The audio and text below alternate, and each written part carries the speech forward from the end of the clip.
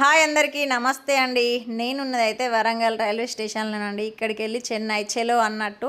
ఇంకనైతే నాకు ట్రైన్ రావడానికి 2 hours time ఉందండి. ఆ టైంలో ఏం చేయాలో అర్థం కాలేదు. మా ఆయన అయితే వెయిటింగ్ హాల్లో కూర్చున్నాడు. నేను రాను పో అని చెప్పిండు. సరే సరే కూర్చో, ఎండ దెబ్బ కొడుతుంది అని చెప్పిన. ఇంకా నేనైతే బయటికి వెళ్ళి ఇంకా చిన్నగా షాపింగ్ చేసుకున్నా అండి వరంగల్లో. ఇంకా ఖాళీ టైం ఏం చేయాలో తెలియదు. ట్రైన్ పోతా అంటే నేను ఊరుకుంటా వీడియో తీసుకున్నా. అల్లరి పనులు అట్లా ఉంటాయి అన్నట్టు.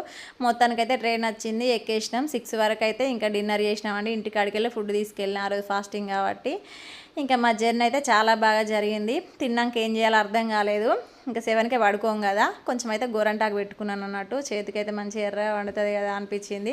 నేను కొనుక్కున్నది అయితే వరంగల్ ఇదేనండి. ఒక కోను, నెయిల్ పాలిష్, టిక్లీ ప్యాకెట్లు ఇవి కొనుక్కున్నాను అన్నట్టు. ఇంకనైతే మొత్తానికి చెన్నైలో దిగిపోయినాం అన్నట్టు. ఇప్పుడైతే మనం శ్రీరంగం వెళ్ళాలి.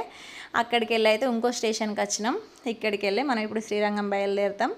ఇంకా శ్రీరంగం వెళ్ళాక ఏముంది, ఎప్పుడెప్పుడు విష్ణుమూర్తిని చూడాలి ఆ స్వామివారిని అనిపించింది. మొత్తానికైతే ఇంకో ట్రైన్ ఎక్కి పడుకున్నా.